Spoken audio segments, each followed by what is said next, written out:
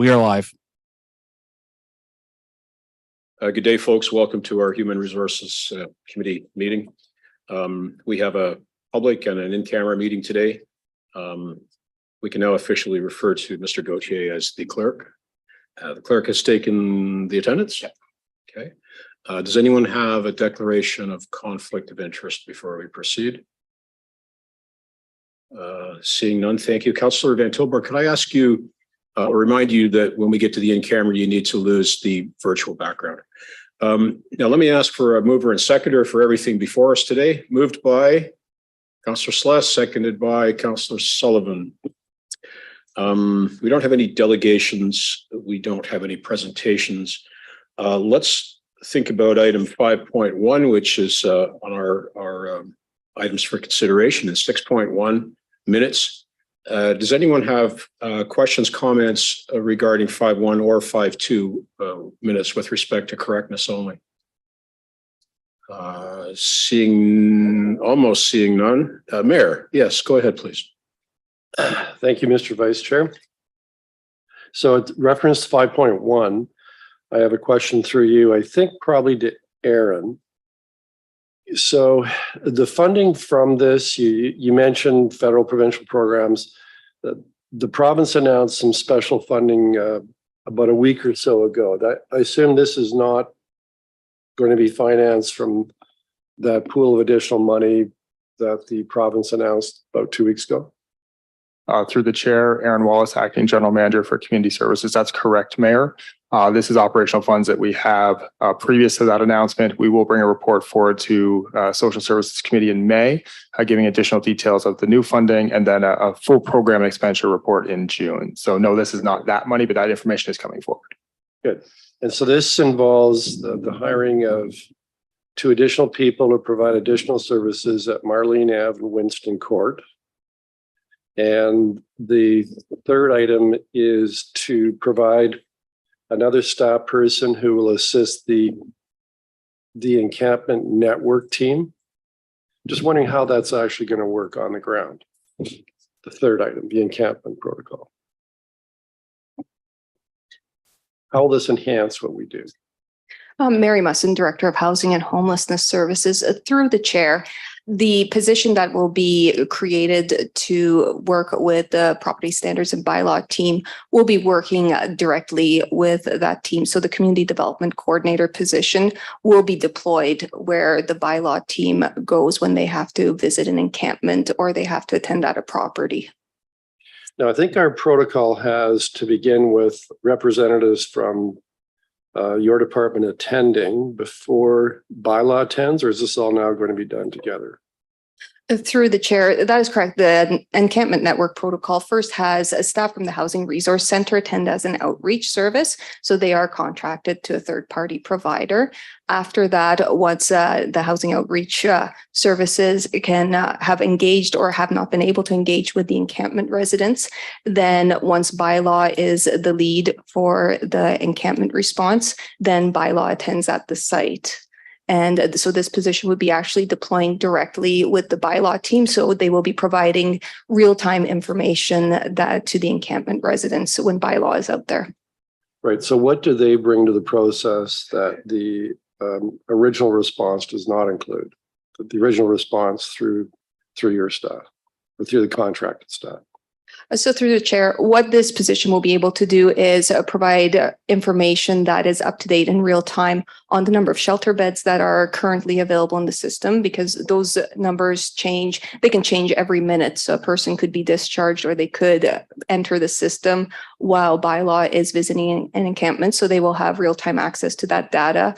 And they will also have very specific housing knowledge. So if people are looking for referrals to other supports, then they will be able to provide that information so that bylaw does not have to reach back to someone at the office to inquire. All right. So, Mr. Chair, I can support this. I think it enhances the service that we'll be providing, both to the residents at Marlene Ave and Winston Court, provide a higher level of supportive services. And in respect to our team that responds to encampments, I think what we're doing is in line in accordance with what is now expected of municipalities in this situation. So I commend staff for moving this forward and helping to improve the service we provide the homeless, or those that are housed in our facilities that need some extra support. Mayor, thank you for your comments and your support. Councillor Hunt, you have the floor. Go ahead. Thank you, Mr. Chair, and thank you for stepping in.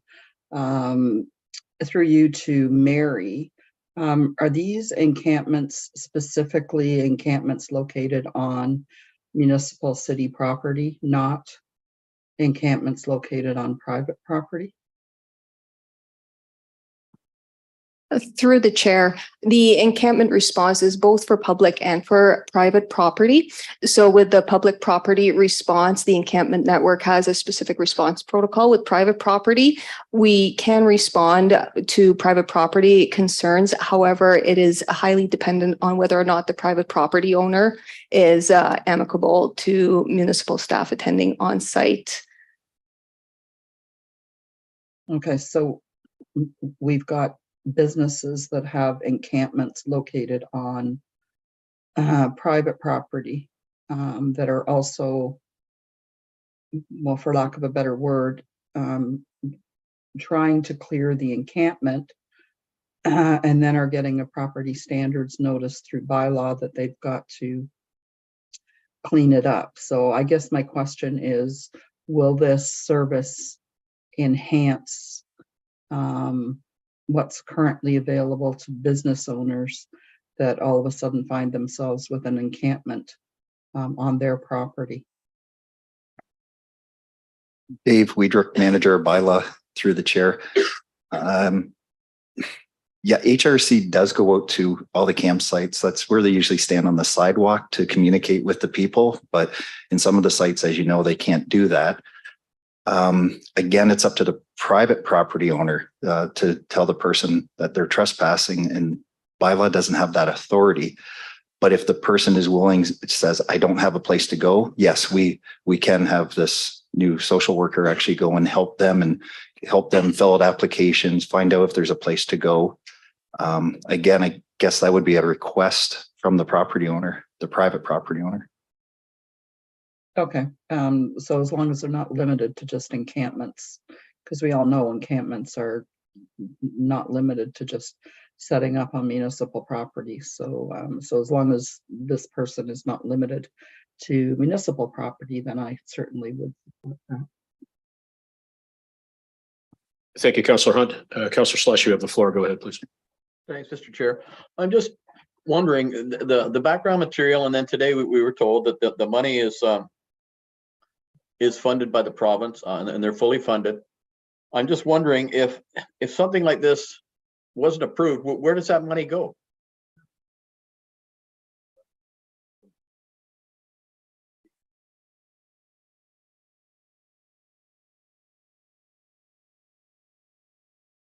Through the chair, with the investment plans, this was enhancing the encampment response as part of the Reaching Home investment plan that was brought to council last year. If we would not be funding these positions, then we would be looking at other ways to invest in the homelessness system. Okay, so it's not money if we didn't hire somebody, it's not returned to the province and it's redirected within the same bailiwick. Is that fair? Through the chair, can you just repeat that one more time? So that, Yeah, what I suggested. Sorry? that's fair, Councillor Slush. Okay, thank you. Oh, and welcome, Mr. CAO. That's it. We're missing not welcoming our new CAO. Welcome. Councillor Van Tilburg, go ahead, please. You have the floor, sir.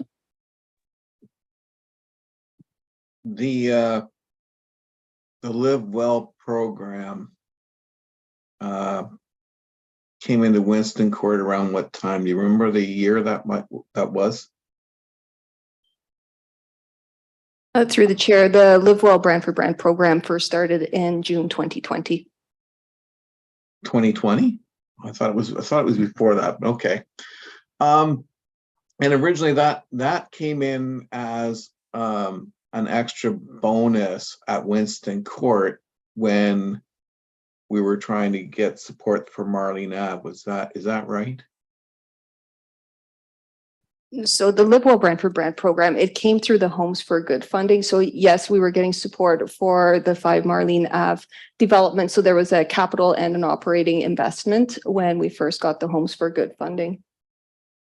And we then applied some of that towards Winston Court. Is that correct?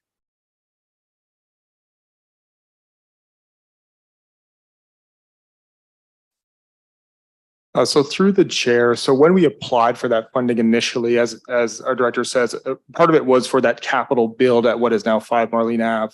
And some of it was for a program that even from the inception was intended to extend beyond that building into both a youth component, so some supportive housing for youth in the community, and some targeted supportive housing for our folks that reside at Winston Court. So this is in keeping with the original design of the program, but our hope here is that with these additional staff, more enhanced support to the folks who already support, and adding additional clients into that caseload. Into that caseload or into Winston Court? Through the chair, it would be at Winston Court. So the intent of these 2 additional tenant support coordinator positions would be to be able to increase the caseload from approximately 25 to 30 families being served at Winston Court up to 75 families being served at Winston Court. And how many residents at Winston Court in total? Through the chair, there's approximately 110 units there, and they have single or double occupancy, so singles or couples. Okay. And we're not doing this anywhere else in the city? Through the chair, the Live Well Brantford Brand program right now is very much centered on Marlene Avenue and the Winston Court area. However, we do have supportive housing over at 177 Colburn Street West now, and that's for people with low to medium acuity. So we do have housing stability workers coming online to provide supportive housing there as well. All right, because Winston Court was not always an area where it almost looks like you're going for 75% semi-supportive housing. It wasn't always like that. We've applied that there. Are you aware that there is conflict happening in Winston Court because of all the supportive services that we are increasing in the area as we increase people to use those supportive services in that building? Through the chair, we're not aware of the conflict that's happening, but it has been identified that many tenants can benefit from the wraparound supports that the Live Well program provides. Well, I would say that if you have a community and you're increasing the numbers of those that need extra supportive housing into one area in high density, you will have, so with support mechanisms or not, you will have conflict. Would that not be reasonable to assume? Because that's what my phone tells me. Through the chair, the intent of with having these 2 positions come online is for current tenants who are already at Winston Court, but they are not part of the Live Well program. So it was mentioned in this, and this is what caught my attention, was to increase the number of clientele into the Winston Court area. In fact, I believe those are the words that were mentioned earlier in this. Counselor, I'm sorry to say you've hit your time limit. Well, thank you. Thank you, Chair. We'll move on. If you want to perhaps introduce a question around discovering the nature of conflict and so on, maybe give some thought to that, Counselor, and that might be a worthwhile item to raise. Okay, and I'll come back to you if you so wish. I do have a couple of questions which arise from the discussion about our ability to enter onto private property. Is it our legislative inability to do that? Does that apply with respect to all bylaw questions in the city of Brantford? Through the chair, that's correct. We look after city property, unless of course it's a property standards or lot maintenance, and that's a different act Yeah, Allow so signature. a dead tree, you can enter onto property to verify that. A loose dog, we can go on property to look after a loose dog. Can we give ourselves, by way of resolution and bylaw, the right to enter onto property to deal with trespassers? Through the chair, that's under the Trespass to Property Act, and it's pretty clear that they would have to make bylaw an agent for them.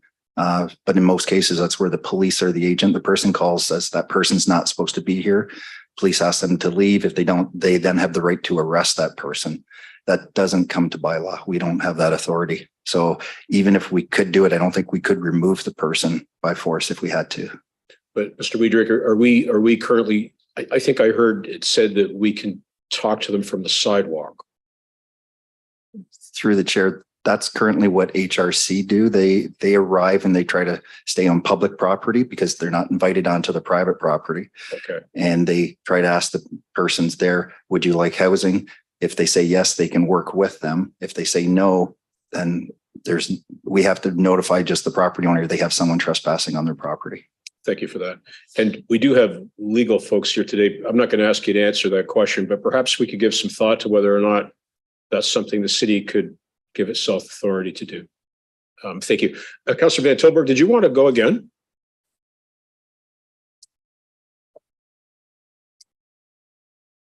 Actually, I'll just move on again to the item of private property. When often it is the owner of the private property that is contacting us, does our outreach worker then go, if they say, yes, we're going to give you authority, do our outreach workers then go for the first time in conjunction with the police? And would they be removed in one go? Because I'm wondering why, if that's the case, if it's on private property, then would it not be similar for public property instead of a multiple engagement process? Just a question. For the chair, so HRC attends if they're requested again, and if invited on by the property owner, they could go and actually speak with the people right on the property. But in most cases, we don't have that. So that's why they have to stay on the sidewalk. Again, if the property owner doesn't want those people in their backyard, then the police are contacted to enforce the Trespass to Property Act. That's not a bylaw issue, and we can't do that on private property. Even if they make us an agent, there's nothing that we can do to remove them. So. Okay, I got you. Thank you. Councillor, thank you. I see no other requests to speak, so we will go to the vote on the items before us, 5.1 and 6.1, please. All those in favor, please raise your hand. Through the chair, motion carries. Thank you. So that concludes our public session for today. Councillor Sullivan, do I understand that you have the resolution to go in camera? I do. Do you have a seconder, sir? Yes, Mayor Davis. Oh, I see Mayor Davis's hand. Thank you very much. And we'll go to the question on list unless there's any discussion, of course. I don't see any. You just have to read the title and the. Oh, of course, yeah. Councillor Sullivan, you've got to read it. Yeah, I know. You cut me off. I did. That committee move in camera to consider the following: 9.1 Public Works Structure Update 2023-279, personal matters about an identifiable individual, including municipal or local board employees, labor relations, or employee negotiations. Very good. Thank you. Now we'll go to the question. All those in favor, please raise your hand. Through the chair, motion carries. So we'll take a brief recess. Those here in the room will be moving next door, and we'll see those of you online momentarily.